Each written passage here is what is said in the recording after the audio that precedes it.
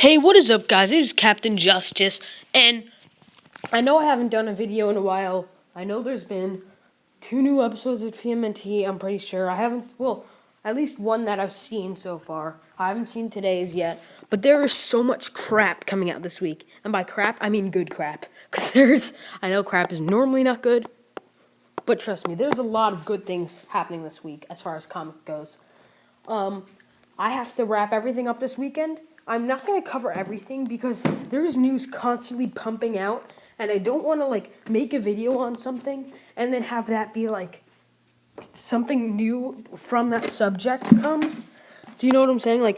There's tons of stuff, tons of news came out yesterday, then more today, and it's still coming out today. The day hasn't even close to ended, and then we have a whole nother day.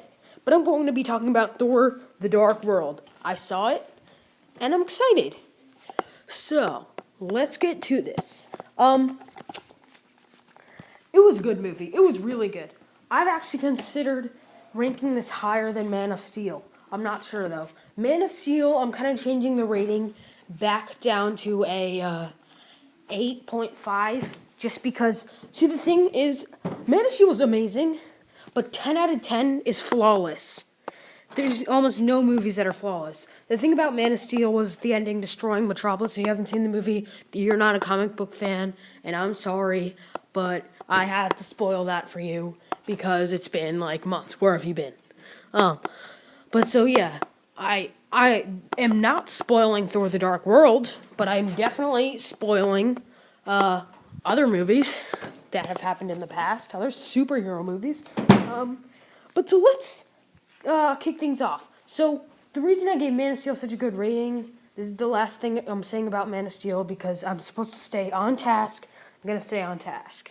So the thing about Man of Steel was that the reason I gave it a 10 out of 10 because I was just blown away by it.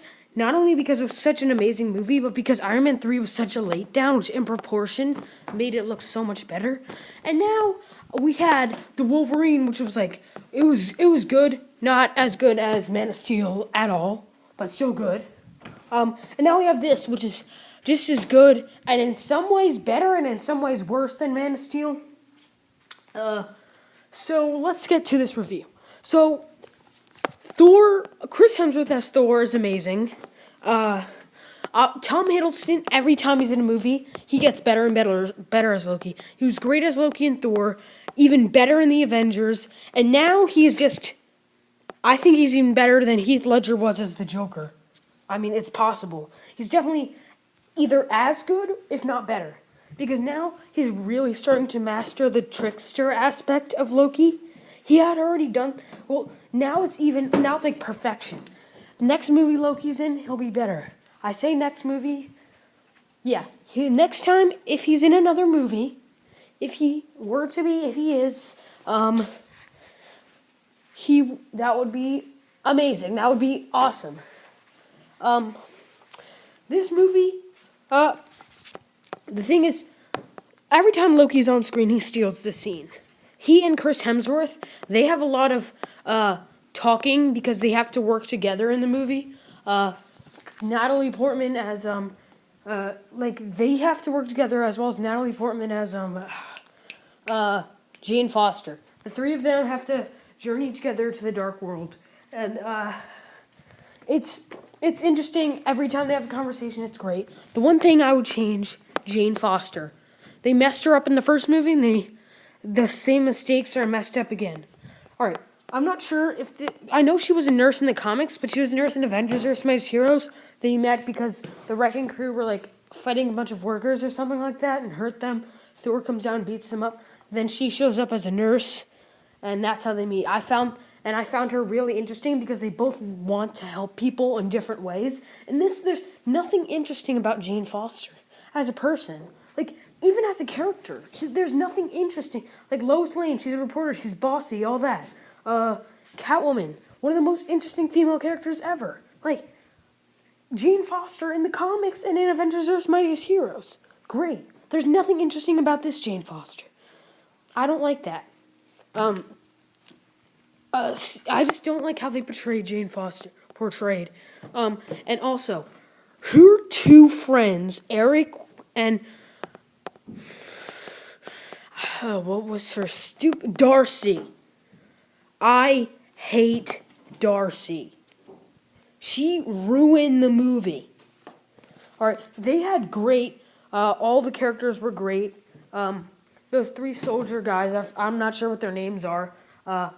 They were all awesome. And Sif, but they didn't have enough screen time. They did not.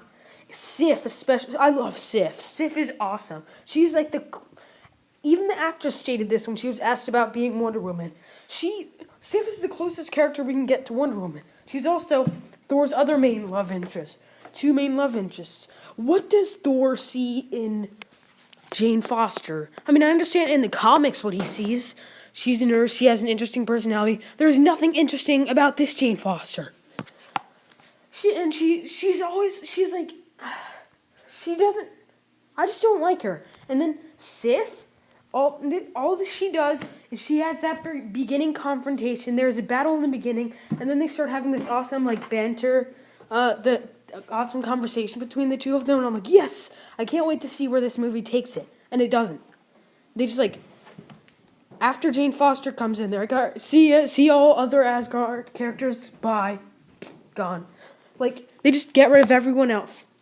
Only the three of them go into the dark world. I wish the four friends, Sif and those three guys, I wish they had come with them. I mean, I wanted to see them. Now, one Asgardian character, from that character was in the first movie. One of the Asgardian characters, whom I liked a lot, dies in this movie, and it's sad. When Malekith invades Asgard, and that was definitely sad. But there was another one that happened later in the movie, another character who died, I was crying. I never cry. I didn't cry when Jack died in Titanic because I didn't find that death that sad because of various reasons. The death scene didn't make sense because you just let him die. But anyway, I'm getting off topic. But I never cry. Except for when Kid Flash died on Young Justice, and where there's a few other. Rorschach dies in Watchmen. That was so sad. When there's so many deaths that were just but this made me cry. This was up there. Not the one in Asgard, but a one after that. And then there's one death that I would have laughed and been so happy about. Darcy! All right, every time they have all these amazing character conflicts, and then they have to cut back to stupid Darcy and her new intern. She's an intern, and she has an intern. So it's like an intern. And neither of them are interesting characters. Intern's just normal, has no personality. And Darcy, they try so hard to make her funny. These are her one-liners. Hey, can you give me a shoe so I can throw it? No, that's not funny. What's funny about a shoe? Darcy is not funny at all. And then they just come, she makes a few crappy jokes. It's please kill me now. Every time. As soon as, I was hoping she wouldn't be in this movie. And then, there's Jane Foster is talking to some guy. They're both eating lunch.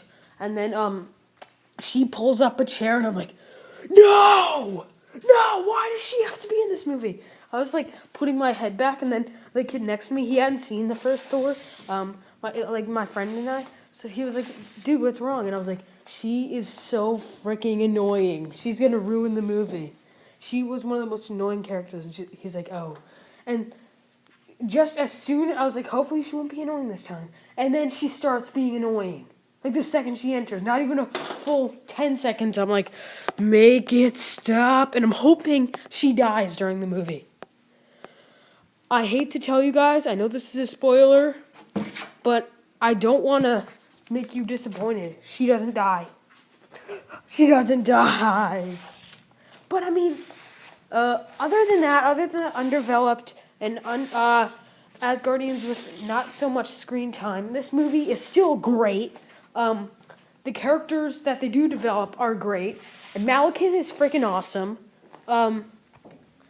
Thor, Loki, obviously, they're both awesome. Everyone, even when the Asgardian characters have screen time, awesome. Sif just needs more screen time in a future movie. That would be awesome. This movie is all around awesome. That's why I give it 8 out of 10. Yeah.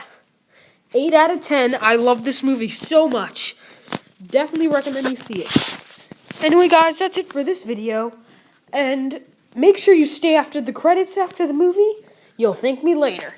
Alright, guys. See you next time. Goodbye.